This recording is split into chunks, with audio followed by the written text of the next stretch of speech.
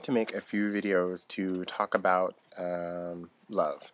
And this first one will be about children in love. And the first thing that I want to focus on is Bell Hook's book, All About Love. I've recently started reading it. Many of you know that I've talked about Bell Hook's books in many of my videos, especially those that talk about love and how black love is itself radical. I want to specifically talk about children in love and the fact that Bell Hooks makes some very poignant statements here in her book, and they're very hard-hitting.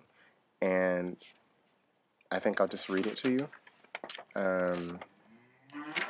because it's very important that we start to think about how we learn about love and therefore how we teach love. I think that it's very common that we say that people who are battered grow up to seek partners who batter them in adult lives.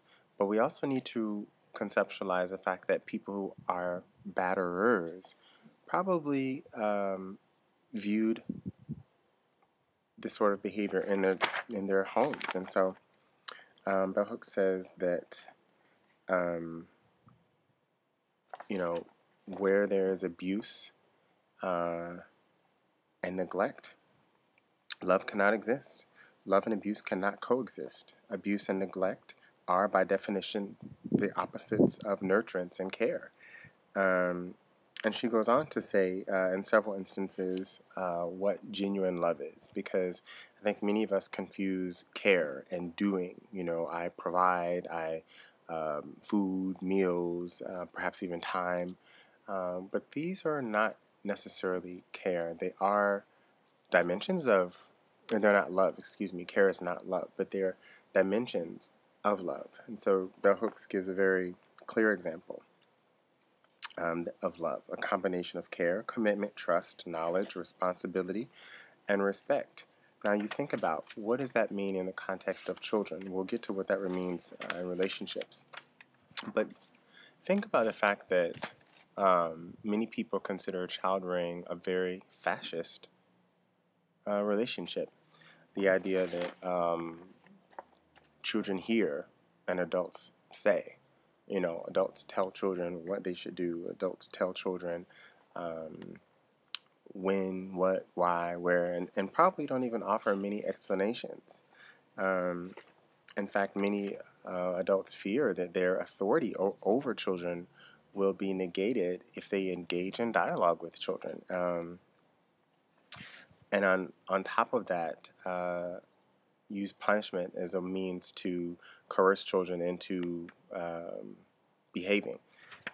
In one of her other books, Class Matters, I think it is, Where We Stand. I think it's in that book where she talks about specifically how race and class have intervened in America, and how specifically you might have black parents who feel the need to, it's a cow, be very punitive towards their children because the world around them is punitive, so in the sense that I'll teach you to behave before somebody comes and bashes you over the head with words or physically to coerce you into behaving. And so in this book, All About Love, it's deep. Listen to this. In their child's minds, love is not about what they have to give. Love is mostly something given to them. When children like these are overindulged, and she's talking about children who grow up confident love is a good feeling, who are never punished, who are allowed to believe that love is only about getting your needs met and your desires satisfied. She says, when children like these are overindulged, either materially or by being allowed to act out, this is a form of neglect.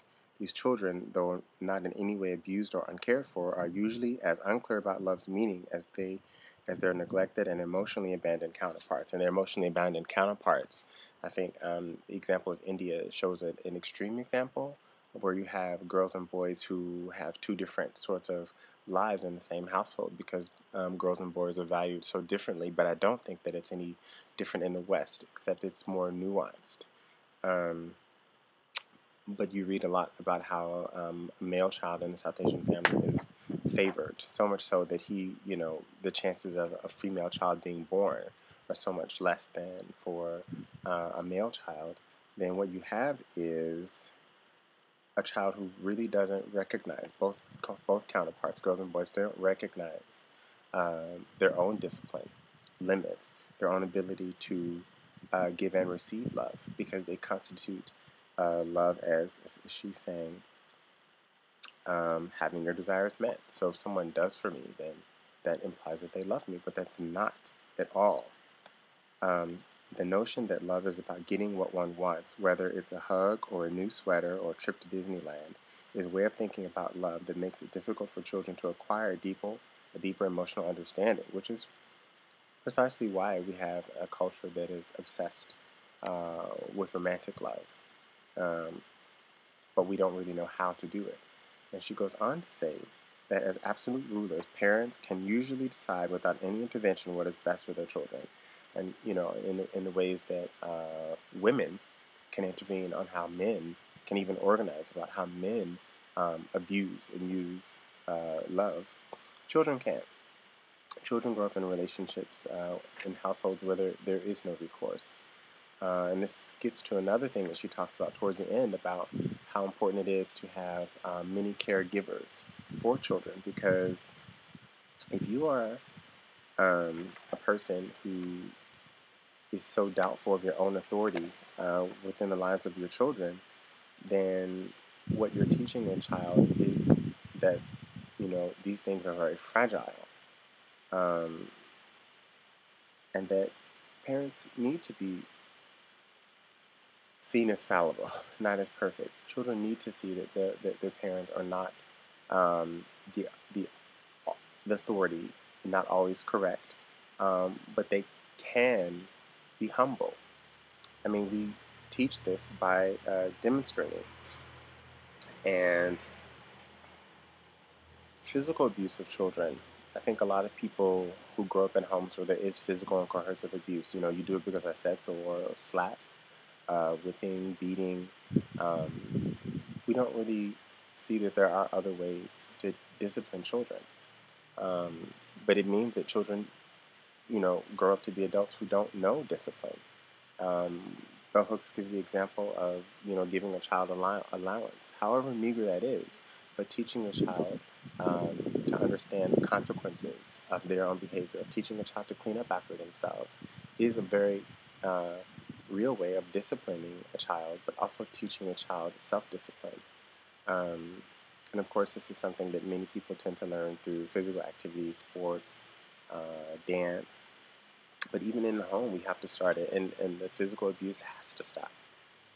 The verbal abuse, emotional abuse, coercion, it has to stop, because it does get repeated. We seek it in our adult relationships, and something that I'll get to later. Respectful interaction between two adults exemplified for the child ways of problem solving. It's when you see adults who disagree, who work through those disagreements and come to terms with them, even if it's a child, interacting with, this parent is unjust, and you go to that parent or godparent or grandparent, and there is dialogue. This actually teaches the child a form of justice. It isn't to say that one person has to undermine the other. That's something that they have to work out between the two of them, but to have respectful dialogue between two adults is a way of demonstrating to a child that there are means of problem solving that don't come down to physical coercion. And so that's all I wanted to say about teaching children about love. I welcome any questions, and I also encourage you to read all about love. Thank you.